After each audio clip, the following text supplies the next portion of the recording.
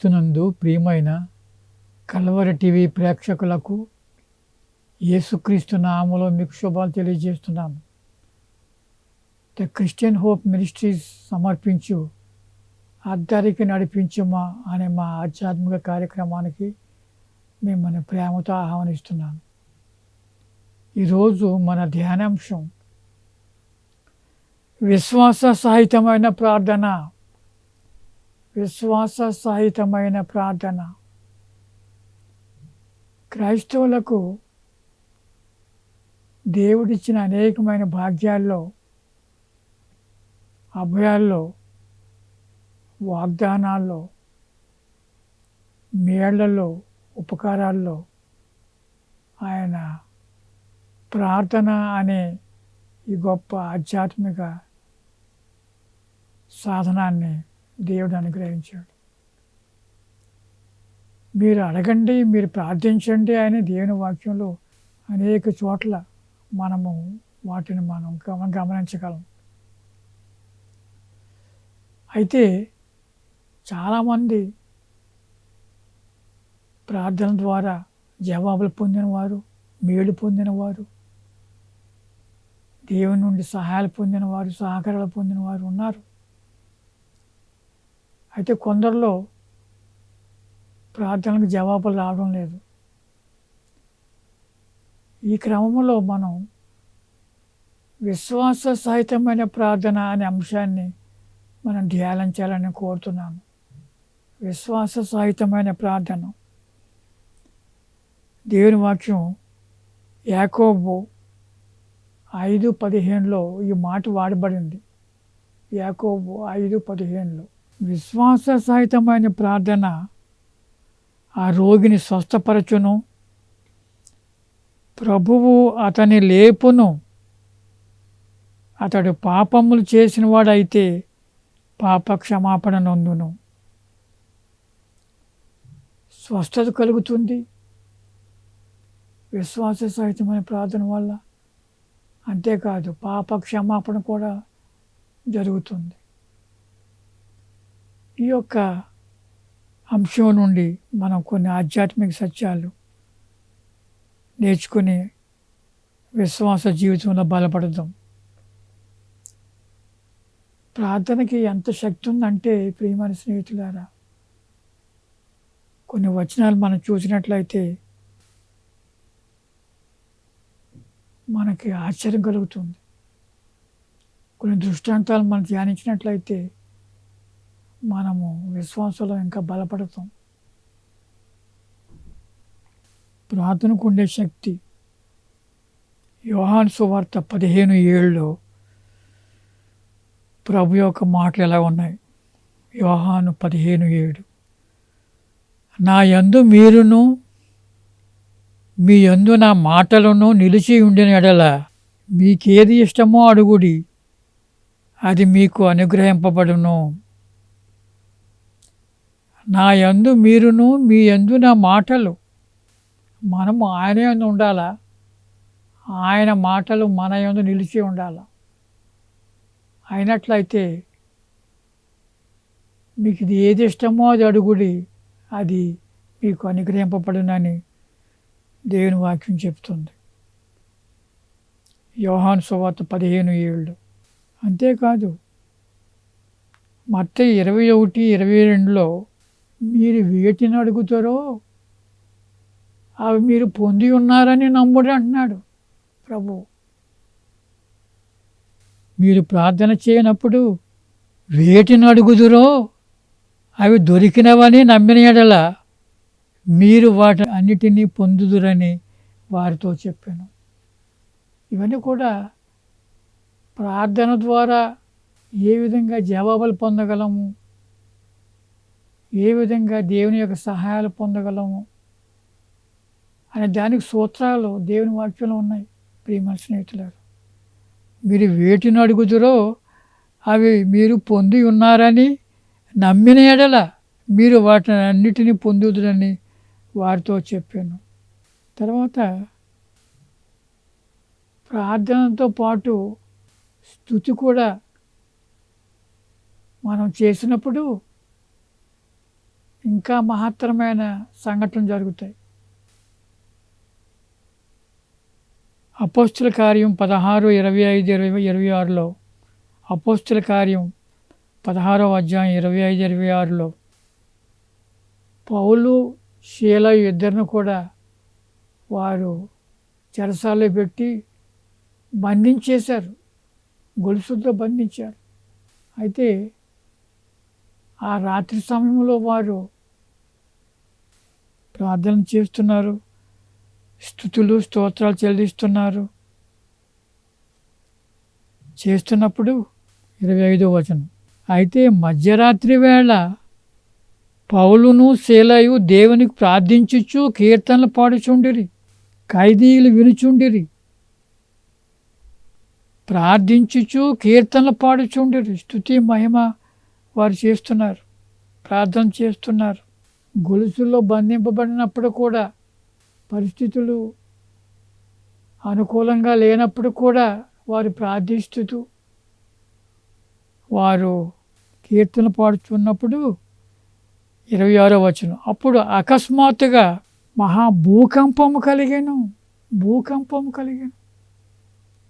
చెరసాల పునాదులు అదరెను, వెంటనే తలుపులను తెరచుకొనెను, అందరి బంధకములు ఊడెను. ఆ సమయంలో ఖైదీగా చెరసాలలో ఉన్న వాళ్ళందరి యొక్క బంధకాలు ఊడెను. ఎంత ఆశ్చర్యం చూడండి. ప్రార్థన స్తుతి పాటలు పాడడం ద్వారా, ప్రార్థించడం ద్వారా అటువంటి మహత్కారాలు జరుగుతాయి. ప్రియమైన స్నేహితులారా, ఆ సమయంలో చెరసాల నాయకుడు వచ్చి భయపడ్డాడు. తలుపులన్నీ తెరుచుకుంటే ఖైదీలందరూ వెళ్ళిపోయి ఉంటారు, నా ఉద్యోగానికి భంగం కలుగుతుందని ఆత్మహత్య చేసుకోవడానికి సిద్ధపడ్డాడు. అయితే పౌలు శీలయు ఆత్మహత్య చేసుకోవద్దు, మేమందరూ కూడా క్షేమంగా ఉన్నాం, ఇక్కడే ఉన్నాం మేము అని అన్నప్పుడు, నేను లక్ష్యమబడుటకు నేను ఏమి చేయాలని అతడు మారు మనసుతో ఈ శిష్యులను అడిగాడు. వారు చక్కగా బోధించి సువార్తను ఆ కుటుంబానికి అంతటా కూడా రక్షణ నడిపించారు. ఆ విధంగా ప్రియమైన స్నేహితులారా, విశ్వాసంతో కూడిన ప్రార్థన, విశ్వాస సహితమైన ప్రార్థన గురించి యాకోబు భక్తుడు తన పత్రికలో రాస్తున్నాడు. విశ్వాస సహితమైన ప్రార్థన ఆ రోగిని స్వస్థపరచును, ప్రభువు అతను లేపును, అతడు పాపము చేసిన వాడైతే పాపక్షమాపణ నొందును. అయితే 3 సత్యాలు మనం ఇందులో గమనించాలని నేను కోరుతున్నాను. విశ్వాస సహితమైన ప్రార్థన అంటే హృదయంలో ఏ కల్మషం లేకుండా, హృదయము మన మీద ఏ దోషారోపణ చేయకుండా ఉన్నప్పుడు అటువంటి ప్రార్థన అది విశ్వాస సహితమైన ప్రార్థనగా గుర్తించాలి. 1 యోహాను 3వ అధ్యాయం 20, 21, 22లో దేవుని మాటలు ఇలాగ ఉన్నాయి. దేవుడు మన హృదయము కంటే అధికుడై సమస్తమును ఎరిగి ఉన్నాడు కనుక మన హృదయము ఏ విషయములలో మన యందు దోషారోపణ చేయునో ఆయా విషయములలో ఆయన ఎదుట మన హృదయంలోని సమ్మతిపరుచుకుందాము. మన హృదయము ఏ విషయాల్లో దోషారోపణ చేస్తుందో, ఉదాహరణకు వ్యభిచారంలో పట్టుబడిన స్త్రీని మతాధికారులు యేసుని వద్దకు తీసుకుని వచ్చి, వారు ధర్మశాస్త్ర ప్రకారంగా అటువంటి స్త్రీని రాళ్ళతో కూడా చంపాలని వ్రాసి ఉంది, అయితే మీరేమంటారు అని ప్రభువుని గుచ్చి అడుగుతున్నారు వారు. అప్పుడు ప్రభువారు తొందరపడలేదు, కంగారు పడలేదు, అలజడి పడలేదు. ఆయన ఒకటే మాట చెప్పాడు, మీలో పాపము లేనివాడు మొదటి రాయి వేసి ఆమెను కొట్టండి. అని అన్నాడు. మీలో పాపం లేనివాడు. ఆ మాటకు వారి యొక్క మనస్సాక్షి గద్దించింది ప్రతి ఒక్కరిని. ప్రతి ఒక్కరిలో పాపం ఉంది. అంచేత ప్రతి ఒక్కరు కూడా వాళ్ళు తీసుకుని వచ్చిన రాళ్ళు అక్కడ విడిచిపెట్టేసి వాళ్ళు వెళ్ళిపోయారు. ఇక్కడ చెప్తున్నాడు యోహాను భక్తుడు, ఏ విషయములలో మన యందు దోషారోపణ చేయునో ఆయా విషయములలో ఆయన ఎదుట మన హృదయములను సమ్మతిపరుచుకుందాము.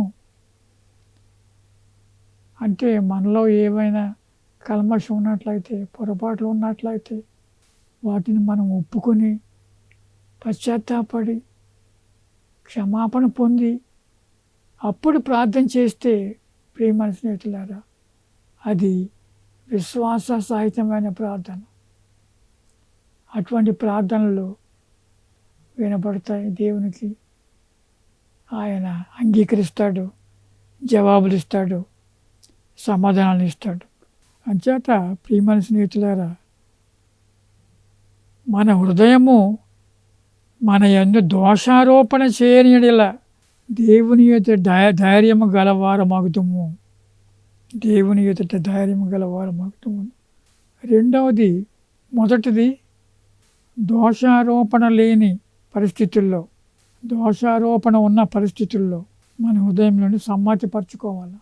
రెండవది, దేవుని చిత్తానుసారముగా ప్రార్థించాలి. దేవుని చిత్తానుసారముగా ప్రార్థించాలి.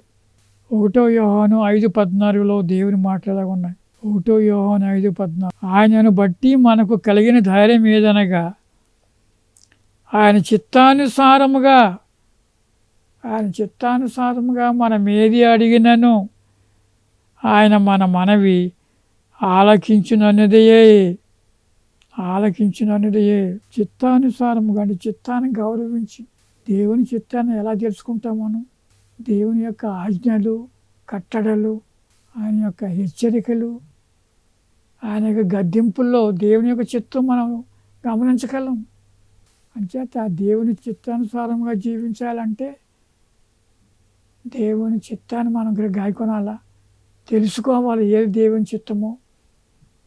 ఆ దేవుని చిత్తం తెలుసుకోవాలంటే దేవుని వాక్యంలో మనము వాటిని గమనించగలం. ఆయనను బట్టి మనకు కలిగిన ధైర్యం ఏదనగా ఆయన చిత్తానుసారముగా మనం ఏది అడిగినను ఆయన మన మనవి ఆలకించునన్నది. అంచేత ప్రియమైన స్నేహితులారా, మనం పొందే ఆశీర్వాదాలు, మనం పొందే ప్రార్థనలకు జవాబులు మన యొక్క విశ్వాసాన్ని బట్టి ఉంటుంది. అది ఎంత మంచి విశ్వాసం, ఎంత గట్టి విశ్వాసం, ఎంత గొప్ప విశ్వాసం కలిగి ఉంటామో దాన్ని బట్టే మనకు సమాధానాలు వస్తాయి, ఆశీర్వాదాలు వస్తాయి, దీవెనలు వస్తాయి. ఉదాహరణకు విశ్వాసమును బట్టి ఆశీర్వాదాలు, దీవెనలు. విశ్వాస సహితమైన ప్రార్థన అంటే విశ్వాసంతో నిండిన ప్రార్థన, సందేహాలు లేని ప్రార్థన, సంశయాలు లేని ప్రార్థన. ఉదాహరణకు కపెర్నహూములో ఉన్న శతాధిపతి అధికారి తన దాసుడు పక్షవాయువుతో పడి ఉన్నాడు. అప్పుడు ప్రభువారు ఆ పట్టణానికి వచ్చున్నారని తెలిసి ఆ శతాధిపతి ప్రభు దగ్గరికి వస్తాడు. తన గృహాన్ని నడుచుకుంటూ ప్రభు దగ్గరికి వచ్చి ప్రాధేయపడతాడు, నా దాసుడు పక్షవాయువుతో పడి ఉన్నాడు, మీరు స్వస్థపరచాలని. అప్పుడు ప్రభు అంటారు, అంటే ఇతను అధికారి కదా, అధికారి అన్నప్పుడు కూడా అతడు నన్ను పిలవలేదు, నా దగ్గరికి వచ్చి ఆహ్వానిస్తున్నాడు అని, సరే నేను వస్తున్నాడు అని ఆయన సిద్ధపడ్డాడు ప్రభువారు. అప్పుడు ఆ అధికారి అంటున్నాడు, ప్రభువా మీరు రావవసరం లేదు, మీరు వచ్చుటకు నాకు అర్హత లేదు, మీరు మాట మాత్రం సెలవివ్వండి, ఇక్కడి నుండే మాట సెలవివ్వండి. అంటే అతనిలో ఉండే విశ్వాస సహితమైన ప్రార్థన అతను వ్యక్తం చేస్తున్నాడు. ప్రియమైన స్నేహితులారా, విశ్వాస సహితమైన ప్రార్థనలో మనము ఏ విధమైన సంశయము, సందేహము లేకుండా గాఢంగా నమ్మడం, అదే పరిస్థితిలో మనము అటువంటి ప్రార్థనలో మనం గడపాలి. మత్తయి 8:13 ఉంది ఒక ఉదంతం. మీరు మా గృహానికి రావడానికి మాకు అర్హత లేదన్నాడు. చూడండి ఎంత తగ్గించుకున్నాడు ఆ అధికారి. మీరు మాట మాత్రం సెలవు ఇవ్వండి అన్నాడు. ఇక్కడి నుండే మాట సెలవు ఇవ్వండి అంటే అప్పుడు ప్రభువారు అతని యొక్క భక్తిని, విశ్వాసాన్ని మెచ్చుకున్నాడు, ప్రశంసించాడు. ఇశ్రాయేలులో ఇటువంటి విశ్వాసం కలిగిన వాడు లేడని ఆయన కాంప్లిమెంట్ చేశాడు. అప్పుడు ప్రభువారు ఏమన్నారంటే, అంతటా యేసు నీకు వెళ్ళుము, నీవు విశ్వసించిన ప్రకారము నీకు అవునుగాక, నువ్వు తిరిగి వెళ్ళిపో, నీవు విశ్వసించిన ప్రకారము నీకు అవునుగాక అని శతాధిపతితో చెప్పాను. ఆ గడిలోనే అతని దాసుడు స్వస్థత నొందెను. ఎంత చక్కని శతాధిపతి కనపరిచిన విశ్వాస సహితమైన ప్రార్థన. ఇటువంటి దృష్టాంతాలు బైబిల్లో చాలా ఉన్నాయి ప్రియమైన స్నేహితులారా. ఇంకొక దృష్టాంతం కూడా చూసుకుందాం. 2 గుడ్డివారు, మత్తయి సువార్త 9వ అధ్యాయం 29వ వచనంలో 2 గుడ్డివారు ప్రభువును ప్రాధేయపడుతున్నారు, మాకు చూపు దయచేయమని. వారు గుడ్డివారు, వారిద్దరు కూడా గుడ్డివారు. చూపును దయచేయి ప్రభువా అని అన్నప్పుడు ప్రభు ఏమన్నారంటే, నేను మీకు చూపు ఇవ్వగలనని మీరు నమ్ముతున్నారా, విశ్వసిస్తున్నారా అని ఆ గుడ్డివారిని అడుగుతాడు. అప్పుడు వారు ఏమన్నారంటే, నమ్ముచున్నాం ప్రభువా అని ఆయనతో చెప్పిరి. నమ్ముతున్నాం, మీరు తప్పగా చూపిస్తారని నమ్ముతున్నాం. విశ్వాస సహితమైన ప్రార్థన, విశ్వాసంతో, నమ్మకంతో వారు చెప్తున్నారు. అప్పుడు ఆయన వారి కన్నులు ముట్టి, మీ నమ్మిక చొప్పున మీకు కలుగునుగాక అని చెప్పినంతలో వారి కన్నులు తెరవబడెను. అంచేత ప్రియమైన స్నేహితులారా, మనము దేవునిని ఏది అడిగినప్పుడు కూడా మన హృదయము ఏ విషయంలో కూడా దోషారోపణ చేయకుండా ఉండాలా. తర్వాత ఆయన ఈ మేలు చేయగలడు, ఈ స్వస్థత చేయగలడు, ఈ ఆశ్చర్యక్రియ చేయగలడు అని సంపూర్ణ నమ్మకంతో, విశ్వాసంతో అడగాలి. అప్పుడు మనకు మంచి అనుగ్రహం మనం పొందగలం. అంచేత ప్రియమైన స్నేహితులారా, విశ్వాస సహితమైన ప్రార్థన కావాల్సిన కొన్ని కండిషన్స్ కూడా ఉన్నాయి. షరతులు. ఆ షరతులు కూడా మనం పాటించాలి. 2వ దినవృత్తాంతాలు 7వ అధ్యాయం 14వ వచనంలో 2వ దినవృత్తాంతాలు 7వ అధ్యాయం 14వ వచనంలో అక్కడ 3 విషయాలు ప్రభు తెలియజేస్తున్నాడు. మనము ఆయన ఎదుట, ఆయన ముందు తగ్గించుకోవాలి. ప్రార్థన చేసి ఆయనను వెతకాలి. చెడు మార్గములను విడిచిపెట్టాలి.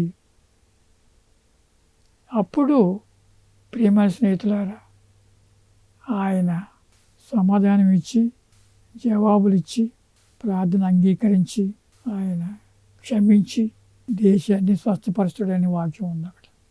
అంచేత ప్రియమైన స్నేహితులారా, తగ్గించుకోవాలి, విశ్వాససహితమైన ప్రార్థన చేయాలి, సందేహాలు సంశయాలు లేకుండా ప్రార్థించాలి, ఆయనను వెతకాలి, చెడు మార్గములను విడిచిపెట్టాలి. ఆ విధంగా మనం చేసినట్లయితే జవాబులిచ్చి మనం అడిగింది ఆయన అనుగ్రహిస్తాడు. ప్రార్థనలకు జవాబులు వచ్చిన దృష్టాంతాలు చాలా ఉన్నాయి. ఒక 2-3 మనం ధ్యానించి మన ధ్యానాన్ని ముగిస్తాం. అన్న అనే ఆవిడ గొడ్రాలుగా ఉంది. గొడ్రాలుగా ఉంటే చాలా ఇబ్బంది పడుతుంది తన గృహంలో. ఎంచేతంటే తన భర్తకు 2 భార్యలు, ఈమె ఇంకొక ఆవిడ ఉన్నారు. ఆమెకైతే సంతానం కలుగుతుంది కానీ అన్నకి సంతానం లేదు, గొడ్రాలుగా ఉంది. ఒకరోజు షిలోహు అనే పట్టణం వచ్చి దేవుని సన్నిధిలో గొప్ప ప్రార్థన చేసింది. ప్రార్థన చేసి, ప్రభువా, నీవు నాకు ఒక కుమారుని అనుగ్రహించు, తప్పనిసరిగా నువ్వు అనుగ్రహిస్తావని నమ్ముతూ విశ్వాసంతో నమ్మకంతో ప్రార్థించింది. నాకు కుమారుని అనుగ్రహించు. సంతానం ఇవ్వని అడగలేదు, కుమారుని అడిగేసింది. కుమారుని అనుగ్రహిస్తే వాడు నిన్ను నీ యొక్క సేవకు ప్రతిష్ఠించుకుంటాను, అతని తల మీద క్షవరం కానీ ఏ కూడా చేయనివ్వను అని చెప్పి ప్రార్థించి వెళ్ళిపోయింది. తర్వాత దేవుడు కరుణించి కనికరించి ఆమెకు గర్భఫలాన్ని దయచేశాడు. ఆ కుమారుడే సమూయేలు. ఆ రోజుల్లో అతడు ఒక యాజకుడు, ప్రవక్త, న్యాయాధిపతి. 3 పాత్రలు వహించాడు. చాలా గంభీరమైన సేవ చేశాడు దేవునికి. అంతేకాకుండా ఆదిమ సంఘంలో శిష్యులు, అపోస్తుల కార్యం 4:31 ఉంది. అపోస్తుల కార్యం 4:31. మతాధికారులు బెదిరిస్తున్నారు, సువార్త గురించి మీరు బోధించకూడదు, ప్రకటించకూడదు, మత ప్రచారం చేయకూడదు సువార్త గురించి అని బెదిరిస్తున్నారు. బెదిరిస్తుంటే వారు అక్కడ ఏముందంటే 4:31లో వారు ప్రార్థన చేయగానే వారు కూడి ఉన్న చోటు కంపించిందట. ఆ చోటు ఆత్మతో నిండిన వారై వాక్యమును ధైర్యముగా బోధించిరి. అంచేత విశ్వాస సహితమైన ప్రార్థనలు ఆలకించబడతాయి. అవి శక్తివంతమైన ప్రార్థనలు, జవాబులు ఇచ్చే ప్రార్థనలు అవి. అదేవిధంగా ఎజ్రా కూడా ప్రార్థన చేసినప్పుడు ఆ యెరూషలేములో దేవాలయం తిరిగి కట్టడానికి వారందరూ పూనుకున్నప్పుడు వారి ప్రార్థన ద్వారానే ఆ యొక్క కార్యక్రమం ముగించి ప్రార్థనకు సమాధానం వారు పొంది ఉన్నారు. ఆ విధంగా ప్రియమైన స్నేహితులారా, అనుదిన జీవితంలో మనము దేవుని ఎదుట తగ్గించుకోవాలా, ఆయనను వెతుకుతూ ప్రార్థించాలా, చెడు మార్గంలోనే విడిచాలా, హృదయంలో ఏ కల్మషం లేకుండా, ఏ పొరపాట్లు లేకుండా, హృదయం నుండి ఏ దోషారోపణ లేకుండా మనకు నమ్మిన ఎడల తప్పనిసరిగా దేవుడు ఆ ప్రార్థనలు ఆలకిస్తాడు. దేవుడు ఈ మాటలను దీవించును గాక. ప్రార్థించుకుందాం. మహోన్నతుడా, మహిమ స్వరూపి, మా రక్షకుడైన యేసుక్రీస్తు తండ్రి అయిన మా దేవా, మీకు స్తోత్రములు. యేసుక్రీస్తు ద్వారానే మీ లోకాన్ని మీతో సమాధానపరుచుకున్నావు తండ్రి, మీకు స్తోత్రములు. ప్రార్థనలు ఆలకించే దేవుడు దేవా, మీకు స్తోత్రములు. ఈరోజు ధ్యానించిన అంశం విశ్వాస సహితమైన ప్రార్థన గురించి విన్నాం తండ్రి. కొన్ని ఆధ్యాత్మిక సత్యాలు నేర్చుకున్నాం తండ్రి. అటువంటి ప్రార్థనలు మాకు నేర్పండి. అటువంటి ప్రార్థనలు మేము చేయగల కృప అనుగ్రహించండి తండ్రి. విత్తబడిన వాక్యాన్ని దీవించండి, వింటున్న వారిని ఆశీర్వదించండి ప్రభా. టీవీ పరిచర్య కొనసాగుతూ కృప చూపించండి తండ్రి. కల్వరి టీవీ యాజమాన్యాన్ని, సిబ్బందిని దీవించి ఆశీర్వదించండి. ఈ ప్రార్థన యేసు నామములో అడిగి వేడుకుంటున్నాం తండ్రి. ఆమేన్. ఆమేన్.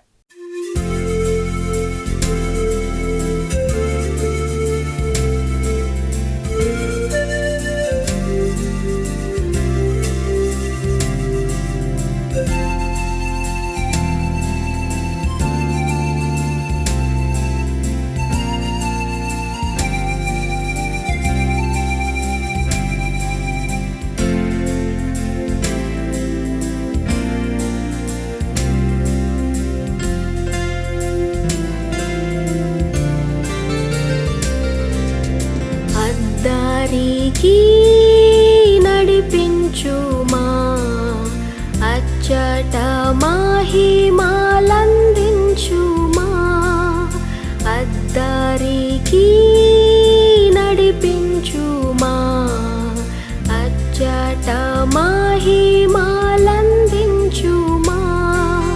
దేవాసుతా దీప్తిధారా, దేవాసుతా దీప్తిధారా, దీవించి దాటించు దయకరా.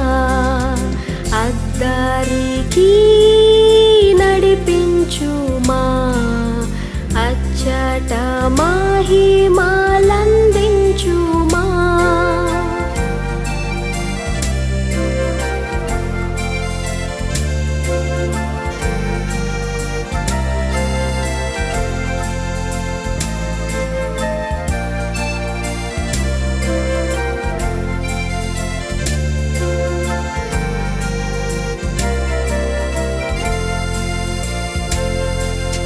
పెను తుఫాను మధ్యలో పెనుగులాడుతుండగా,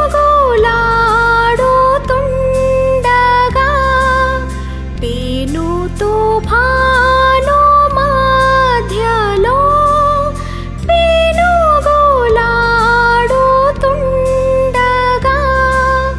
ప్రయాసమే రాత్రంతయు పోరాటమే బ్రతుకంతయు.